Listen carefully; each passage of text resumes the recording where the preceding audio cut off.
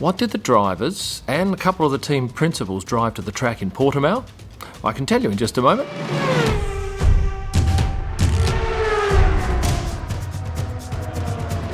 Great to have you along with me today from the magnificent surrounds of the Hotel Barcelona 1882. Now, this is more like a lavish lounge than a hotel lobby, but I've been lucky enough to set up in here today and run through with you all of the cars that the drivers drove to the track. And I want to start off with what I thought was the most impressive, and that's Carlos Sainz's. And that's the Ferrari of Carlos Sainz. He came in on all 4 days in this rich-looking Ferrari Roma. Loved it. Now, it's technically a four-seater, but it's a bit like a Porsche 911. The two rear seats are pretty tight, but he still managed to get three in the car: his trainer, his manager, and himself. And he actually drove the car, which is unusual because most of the other drivers have their trainers or their managers drive them into the track. But this is an impressive car and sells for around £170,000, I think. Now, last race, Charles Leclerc drove a Ferrari Roma into the track, a black one. This race, another Ferrari Roma, this time a dark blue, and I like the blue a lot better than the black one. And he came in with his trainer Andrea, his manager Nicholas Todd, and on a couple of days his girlfriend Charlotte Sine. It's a pretty tight squeeze because those rear seats are really only meant for shopping and small kids. Let's move on to the cheapest. This is actually the pair of glasses that fell from the fourth floor here from my room the other day and have survived okay. There's a bit of a scratch for those of you caring, but it's thankfully outside of my main field of vision. So the cheapest vehicle that the drivers came in on, well, in fact, three of them drove this particular vehicle.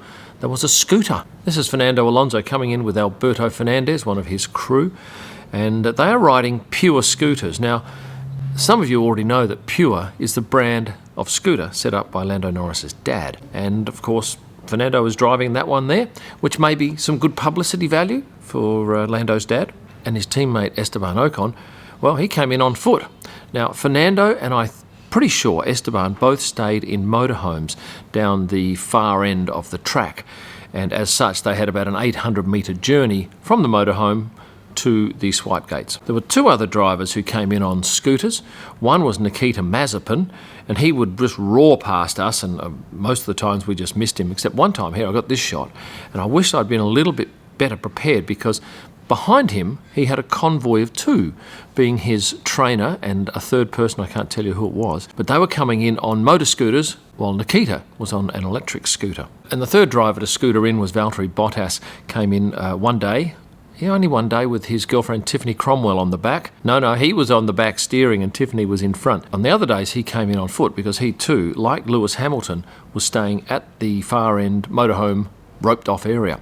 Let's jump on to Lewis Hamilton driving here a Mercedes GLE SUV. Well, he wasn't driving. His physio Angela Cullen was driving. And every day they would bypass the main entrance and head straight to the middle swipe gates. And on two occasions he was snapped by photographers, once by me, but I only ever got a shot from the back, and he was sitting in the back, may have even been lying down perhaps when he drove past the other photographers, I can't tell you. On another occasion, a colleague of mine ended up snapping him getting out of the car at that very spot that I was, and luckily for him he got a shot face on. Not a great shot, he said, but Lewis just mentioned the fact that he wanted to avoid the photographers that weekend for some reason.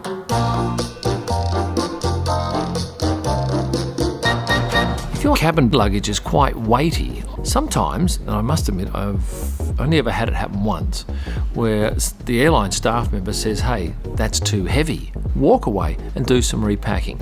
Now, if you've worn a jacket with plenty of pockets, often you can put your heavier items into those pockets, walk through, weigh your bag, it comes up the right weight, get onto the plane, and then you can put the stuff back in your cabin baggage. Let's move on to the Red Bull drivers, and all four of them, AlphaTauri and Red Bull, were driving Honda Civics Type R. I mentioned last time that they were driving the same at Imola, but apparently one, Pierre Gasly, didn't get the Type R. He got the standard one, but he was upgraded to the Type R for this race. Just a variation of colours. Sergio had a light blue one, Max had a white, Yuki had a light blue one, and Pierre had a white car. And I thought I might have got a shot here of all four of them parked side by side, because three, as you can see, were there, and I was just waiting on Pierre Gasly, but he chose to park somewhere else. So we got three out of the four. The McLaren drivers now, did they come in flash-looking McLarens? Yeah, no, they did not. Both of them driving black GLC 220Ds. I gather the Aston Martin drivers were happy because they were driving beautiful green Vantages. Seb wasn't driving, he was passengering in, but I do like the racing stripes. Oh, and as an aside, team boss Otmar Safnauer also drove the same car into the track. What I noticed about his was that as soon as he got out and went into the swipe gates, there was this swarm of 5 Aston team members who rolled up with buckets and cloths. And for a good 10 minutes, they polished and shined that car till it looked brand new. Now, I'm not sure whether they did that for the drivers' cars. They may well have, but I certainly noticed it with Otmar's car. I mentioned one of the Haas drivers earlier on, that's Nikita Mazepin. His teammate Mick Schumacher came in a BMW X5. I don't have a photo of it, but you can take my word that's what he arrived into the track in.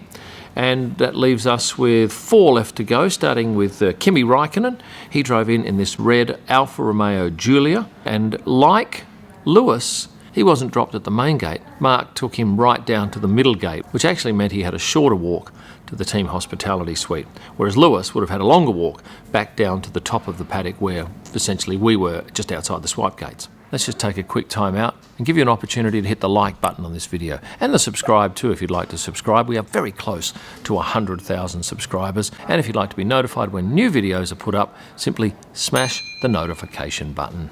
And what of Antonio Giovannati? He was driving a Giulia, once again an Alfa Romeo, and on at least 2 days, and it may well have been all 4, he was accompanied by new reserve driver for the team, Callum Ilott, young British guy who would be thrilled to be in that reserve driver spot. And you may remember Callum tested back, was it in 2019, for Alfa Romeo at Barcelona, and unfortunately put it into the wall on one of the corners. He actually told me after the crash that he was amazed that the guys in the F1 team were all sort of fine, don't worry about it, it happens. Whereas if he'd had that crash in F2, he said his team wouldn't have been quite as good-natured about it. And I think that brings me to the final 2, and they are George Russell and Nicholas Latifi. They drove a car that I'd never ever seen, and a brand that I'd never ever seen. They drove in DS7s. Now, I had to do a bit of research on this. This is a French company. These are hybrid cars, I believe. SUVs, nice looking, but I've never ever heard of the brand. So they're either not available in Australia, or they were doing no marketing, but yeah, nice looking cars, and as you can see they were probably registered in the same day or week because their license plate numbers are very close together. I mentioned one team principal earlier, I'll go on to another one now. Christian Horner, he came in a white Honda SUV. Oh, and the reason you're not paying to watch these videos is because Canity.com, the world's best online staff training platform, is picking up most of the tab for the production. So you can thank them for the fact that you are getting this free, and if you need the world's best online training for staff, head to Canity.com. So where do these guys park these cars that we've just discussed? Well, they park them right in front of the media centre and a short walk from the swipe gates. And that car park is designed for VIPs and drivers. Interesting to note that the drivers would arrive on race day anywhere from about 5.5 hours before the start of the race to 3 hours before the start of the race. Which means that if I want to capture shots of every single guy arriving, I need to be there for at least 2.5 hours. But still, we're not allowed into the paddock, so that's the only place that we can get a reliable shot of those drivers. And as I mentioned before, some of them I didn't get. There was no day that I got all 20 drivers because at least 3, and maybe on a couple of days 4 of them, went down to the middle swipe gates here. If you ask me which car I thought stood out, without hesitation I'd say Carlos Sainz's beautiful Ferrari Roma. Great colour, really sparkles in the light, and I think I'd feel comfortable driving that car around the streets, particularly in Italy. I can't let you go, baby. I just want to tell you that. No. And finally, this is the car that Mattia Binotto arrived in, a magnificent Maserati Quattroporte, which was, I think, a step up from the car he arrived in at Imola, which was this car. All my images are available for digital download at prostarpics.com, and for my best images live from the track, head to Instagram at Kim Illman. Thanks for watching, and stay passionate.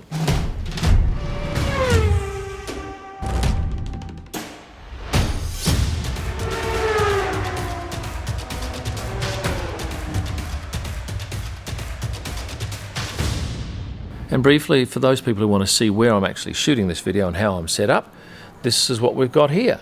Beautiful window bringing in some natural light. Got a laptop so I can source various photos that I'm talking about here.